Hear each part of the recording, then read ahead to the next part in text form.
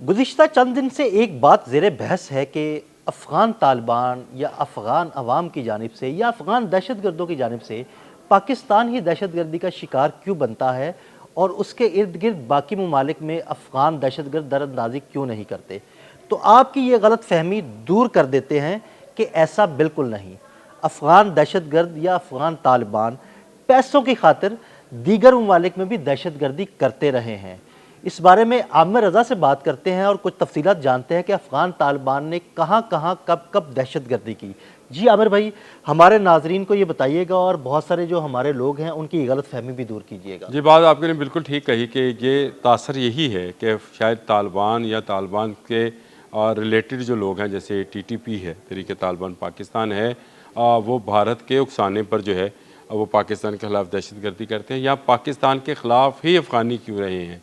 तो अफ़गानी किसके ख़िलाफ़ नहीं रहे? पहली बात तो ये है कि अफ़गानी अफ़गानियों के ख़िलाफ़ ही रहे हैं और ये अफ़गान जितने कबाइल हैं इनकी अपनी आपस की खाना जंगी थी, जिसमें से निकलकर तालिबान ने काबुल पर कब्ज़ा कर लिया और उसके बाद से इन्होंने ये ऐलान किया कि यह बुरी सेटअप होगा और इसको हम मुस्तकिलन जो है अवामी नुमाइंदों पर मुंतकिल करेंगे, जो कि नहीं किया। इन्होंने हज़ारों लाखों लोगों को जो है तय किया, यानी उनको ज़िपा तक किया, उनको गोलियों का निशाना बनाया, सरेआम उन पर जो है कोड़े बरसाए, किसी को गोली मारी, किसी को कोड़े बरसाए, किसी का हाथ काटा।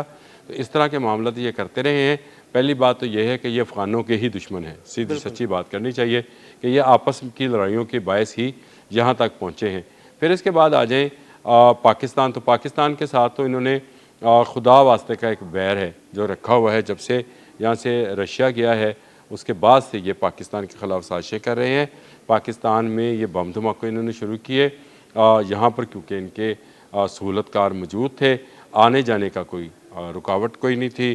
बॉर्डर्स पर जो था इनको चेक नहीं किया जा रहा था, ये बसों में बैठ के वहाँ से यहाँ आ जाते थे। अफ़गान सिटीज़न कार्ड इनके पास होता था और उसके बाद इन्होंने पाकिस्तान पर 2007 में टीटीपी बनती है और तहरीक तालिबान पाकिस्तान के नाम से बनने वाली ये जो तंजीम थी, बैतुल्लाह मसूद उसके हेड थे या बानी थे। ये पाकिस्तान की आर्म फोर्सेस के ख़िलाफ़ कार्रवाइयों का आगाज़ करते हैं।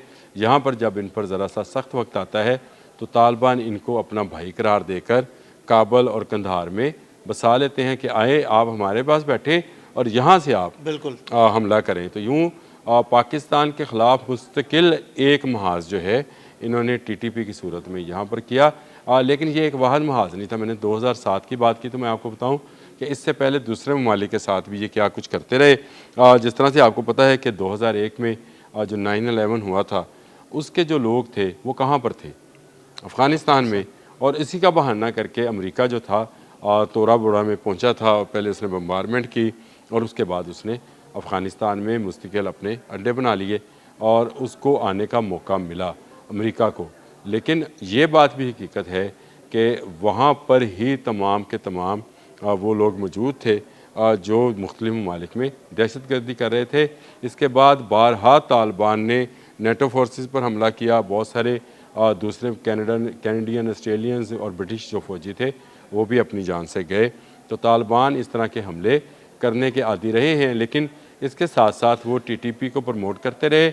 यहाँ पर टीटीपी को प्रमोट करते रहे, दूसरी तरफ वो मजीद ब्रिगेड और बीएलए के लोगों को के सहूलतकार बने रहे। यानी इस तरफ जो थी खैबर पख्तूनख्वा और इस्लामाबाद की जानिब टीटीपी का रुख किया हुआ था और दूसरी तोपें जो थी इन्होंने बलूचिस्तान की तरफ गाड़ रखी थी और वहाँ पर इनको जो है सपोर्ट कर रहे थे। लेकिन मज़े की दिलचस्प बात यह है कि जिनके साथ आज ये हाथ मिला रहे हैं उनके साथ इन्होंने क्या किया। 2008 में इन्होंने काबुल में भारतीय सफारत खाने पर हमला किया और वहाँ पर काफ़ी लोगों की जो अपनी जान से गए उन पर हमला किया।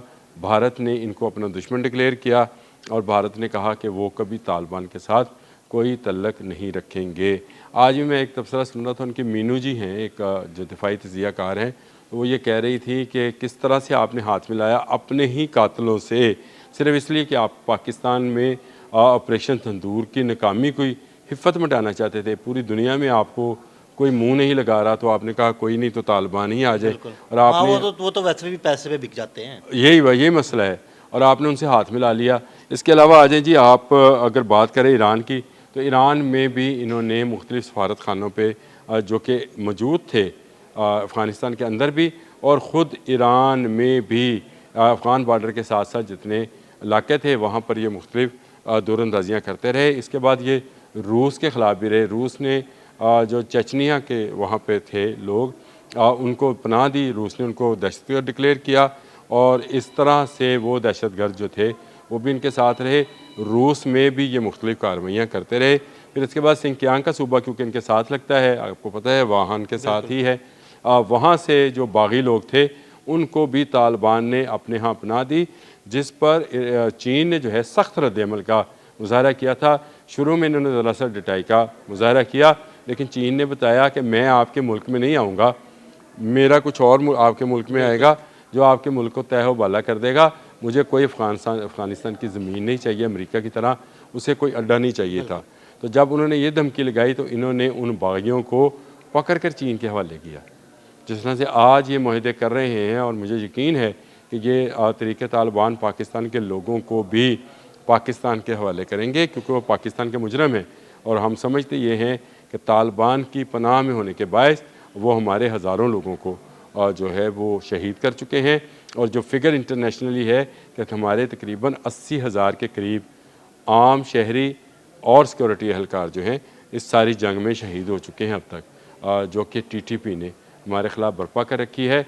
और ये वहाँ पर बैठकर उनको ना सिर्फ सपोर्ट करते हैं बल्कि उनके सहूलतकार बने हुए हैं। तो ये सारा मामला जो है अदील भाई, ये इंटरनेशनली एक ऐसी तंजीम है जो दहशतगर्दी को प्रमोट करती है और हर दहशतगर्द का आप ये समझे कि दूसरा घर है। यानी वो अपने मुल्क में जो दहशतगर्दी करता है वो भाग कर यहाँ चला जाए तो ये उसको पनाह देते हैं और पनाह देने के बाद यह बिल्कुल ये लूट मार में हिस्सेदार बनते हैं और उस लूट मार में से कुछ पैसा जो है ये खर्च करते हैं और जो लोग वहाँ ठहरते हैं उन पर, उनके लिए असला ख़रीदते हैं और उनके लिए ये सारी ब्लैक मार्केट जो है उसको ओपन करते हैं जो कि असले की, और वहाँ पर वॉर लॉर्ड्स हैं जो कि सारी असले की स्मगलिंग करते हैं। कुछ इनके पास अमेरिकन असला है, 7.2 बिलियन डॉलर का असला अमेरिका छोड़कर भागा।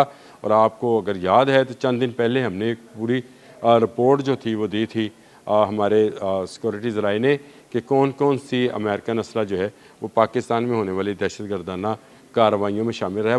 वो तरीक़े तालिबान पाकिस्तान के पास कहाँ से आया, क्योंकि वो तो अफ़गानियों के तालिबान के पास था, तालिबान गवर्नमेंट ने कब्ज़ा किया ना थी उस असले पे, तो वो आपके दहशतगर्दों के पास कैसे आया, इन्होंने बेचा। तो ये हमेशा से ये काम करते रहे हैं, सिर्फ पाकिस्तान के साथ नहीं, ये दुनिया के दीगर ममालिक में भी दहशतगर्दी को फ़रोग़ देते रहे हैं और दहशतगर्दी को सपोर्ट करते रहे हैं और दहशतगर्दी को पनाह देते रहे हैं। ये बड़ी बात है कि पाकिस्तान इनको अब टेबल पर लेकर आया है। एक मुज़ाकरात हो चुके कतर दोहा में, एक मुज़ाकरात होने हैं इस्तांबुल में। अगर ये कोई नतीजा ना निकला तो इनको सबक सिखाया जाएगा। लेकिन मुझे पूरा यकीन है कि ये जो चंद दिन की ठाठी थी, जो कि मैं समझता हूँ ठाठी थी, वो कोई हमने कोई किसी पर वो हमला नहीं किया था, ये उल्टा हम पर हमलावर हुए थे, हमने अपना दिफा किया है। उसमें हमने इनको बता दिया है कि तुम्हारी कैपेसिटी और तुम्हारी कैपेबिलिटी जो है वो क्या है और हम कहाँ तक जा सकते हैं। अभी तो हमने छोटे छोटे पटाखे चलाए हैं। मैं वही यही कह रहा हूँ कि हमने अभी तो वो ठाठिया किया है, अभी हमने इनको पूरी अपनी फोर्स या ताकत दिखाई नहीं है। तो ये ज़रूरी है कि अफ़गान महाजरीन हों या अफ़गान दहशतगर्द हों, अब अपने मुल्क में जाएँ और पाकिस्तान की तरफ मैली आँख उठाकर ना देखें, नहीं तो इनकी आंखें निकाल ली जाएंगी। बहुत शुक्रिया आमिर भाई जी। बिल्कुल आमिर रज़ा ने बड़ी तफसील के साथ बताया कि ये अफ़गान दहशतगर्द किन किन ममालिक में दहशतगर्दी करते रहे। अदील अहमद और आमिर रज़ा को इजाज़त दीजिएगा। अल्लाह हाफ़िज़।